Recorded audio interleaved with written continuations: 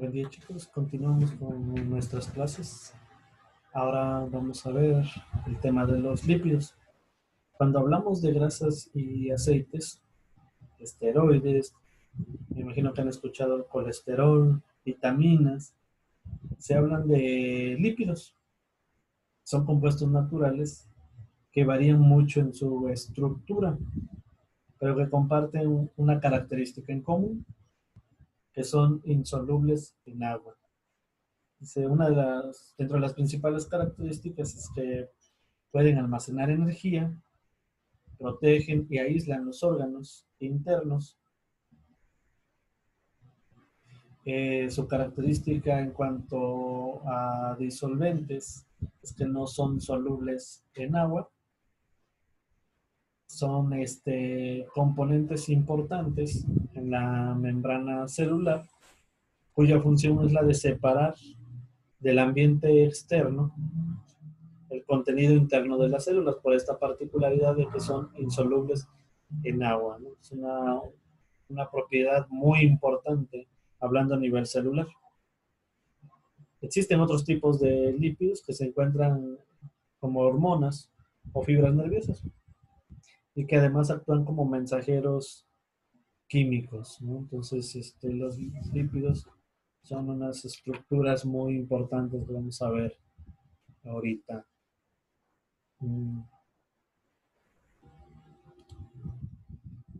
¿Qué son los lípidos?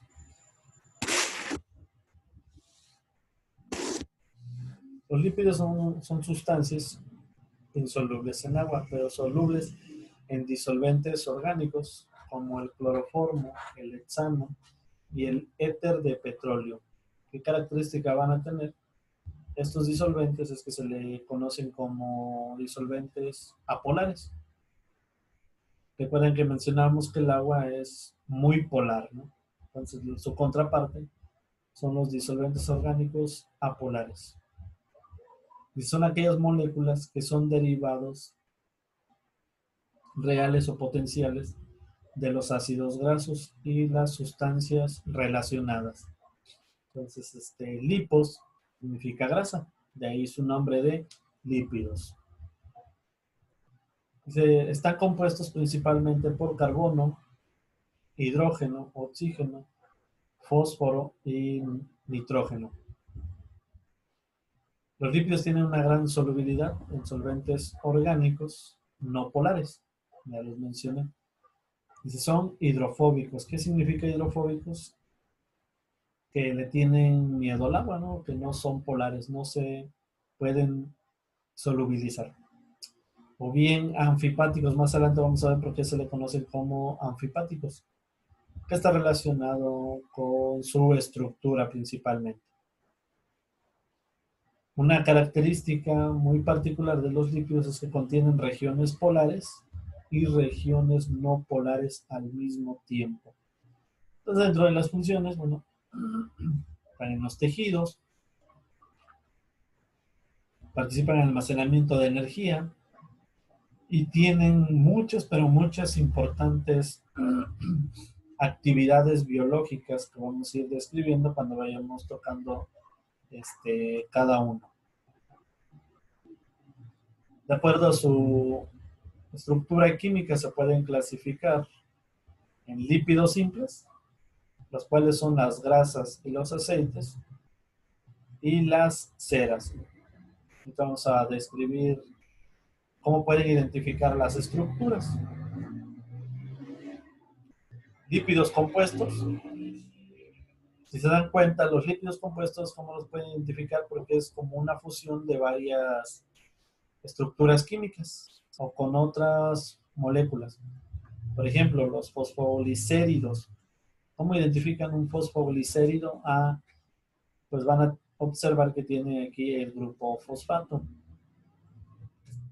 Un glucolípidos, de ahí su nombre lo menciona, tiene un grupo de glucosa acá al lado. ¿Sí? Lipoproteínas, pues están asociadas con proteínas. Principalmente las apolipoproteínas tienen esta asociación. ¿Sí? Pues entonces, Recuerden, lípidos simples son solo las estructuras que tienen ácidos grasos en su estructura principal. Y lípidos compuestos que están asociados. Lípidos asociados, los ácidos grasos, los pigmentos, las vitaminas liposolubles, los esteroles y algunos hidrocarburos. Entonces aquí los lípidos compuestos principalmente con un tipo de macromolécula, en su caso un grupo inorgánico, el grupo fosfato. Y los lípidos asociados.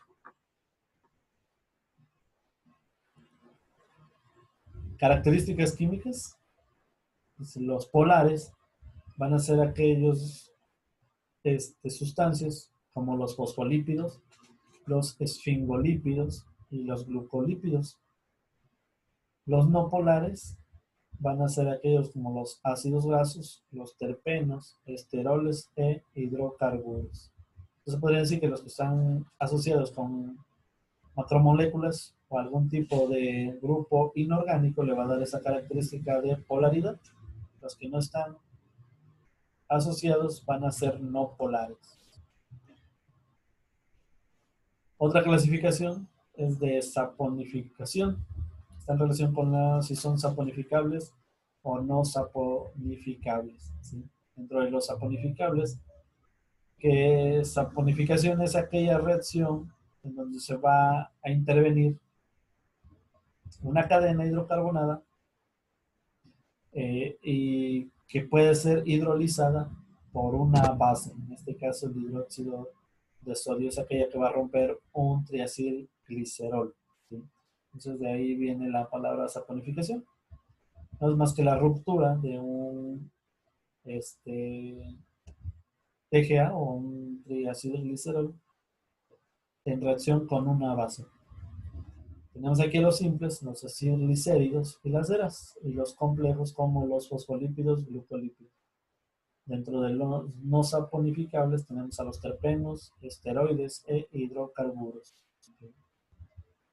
¿Cómo van a identificar aquí? Bueno, aquellas estructuras. ¿Cómo lo identifican aquellos que pueden llevar a cabo una saponificación? Aquellas estructuras que tengan el enlace éster. Este CO se le conoce como enlace éster. ¿Sí? O sea, aquellas estructuras que tengan un grupo éster son aquellas que van a poder llevar a cabo una saponificación. Estas estructuras no tienen como tal este grupo éster, por lo tanto son no saponificables. El primer grupo, los ácidos grasos. Los ácidos grasos difieren entre sí en la longitud de sus colas, carbono e hidrógeno. La cantidad de dobles enlaces carbono-carbono, las posiciones de los dobles enlaces en las cadenas y la cantidad de ramificaciones. Es decir, un ácido graso va a tener esto que ven aquí lo vamos a llamar cadena hidrocarbonada. Y esta estructura que vemos aquí le vamos a llamar un ácido carboxílico, COOH. Los ácidos grasos son una forma de detergente porque tienen una larga cola hidrofóbica y una cabeza polar. ¿Cuál va a ser la larga cadena hidrofóbica? Va a ser esta, chicos. Y la cabeza polar va a ser el grupo carboxílico. ¿Sí?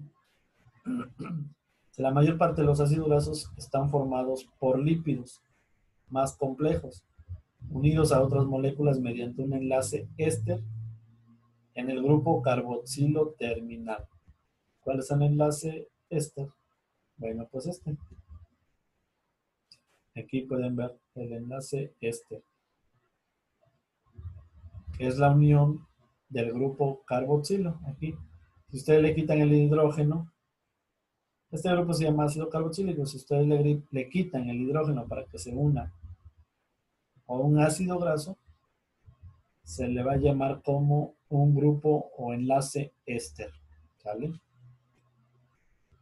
Dice, los ácidos grasos pueden estar de dos formas, de acuerdo a su estructura química. Los saturados, que no contienen dobles enlaces carbono-carbono. Es decir, esta estructura aquí es un enlace saturado. Ahorita, no, ¿por qué? Porque no contienen dobles enlaces acá. Los no saturados o insaturados son los que tienen al menos un doble enlace carbono-carbono. Dentro de los no saturados va a haber una pequeña clasificación. Los monoinsaturados y los poliinsaturados, ¿vale? Los chicos recuerden, saturados los que no tienen dobles enlaces. Los no saturados o insaturados son los que tienen al menos un doble enlace en su estructura. Ejemplo, este es lo que nosotros le vamos a llamar como doble enlace. Estos. Un monoinsaturado solo tiene un doble enlace. Es decir, si esta estructura solo tuviera uno, le vamos a llamar monoinsaturado. Aquellas estructuras que tengan más de dos enlaces, dos dobles enlaces, en el caso de este que tiene dos, le vamos a decir como poliinsaturados. Es la configuración de los dobles enlaces en los ácidos grasos no saturados es cis en general. Esta es una configuración de cómo están tridimensionalmente los enlaces en una estructura, en este caso como los ácidos grasos. ¿Sale, chicos? Entonces, saturados e insaturados. Si tiene uno, monoinsaturado, y si tiene más de uno, poliinsaturado. De ahí vienen los triacilgliceroles. Los ácidos grasos se almacenan en forma de lípidos neutros llamados TGA. Dice formado por tres residuos de acilo graso esterificados con glicerina. Las grasas y los aceites son mezclas de TGA, es decir, ya son uniones de los ácidos grasos. Pueden ser sólidos, grasas o lípidos, aceites. De ahí la palabra de, por ejemplo, la manteca. Ustedes pueden ver, es una grasa. ¿Por qué? Porque está en estado sólido. Lípidos, los aceites comerciales, lo ven, están en líquido. Entonces, dependiendo de su composición de ácidos grasos y la temperatura. Entonces, ¿qué nos va a decir si es sólido o si está en líquido? Su composición de ácidos grasos y la temperatura. Los TGA tienen grupos acilo graso saturado y de cadena larga. Tienden a ser sólidos a temperatura corporal. Tienen grupos acilo grasos no saturados y de cadena corta. Tienden a ser líquidos a temperatura corporal.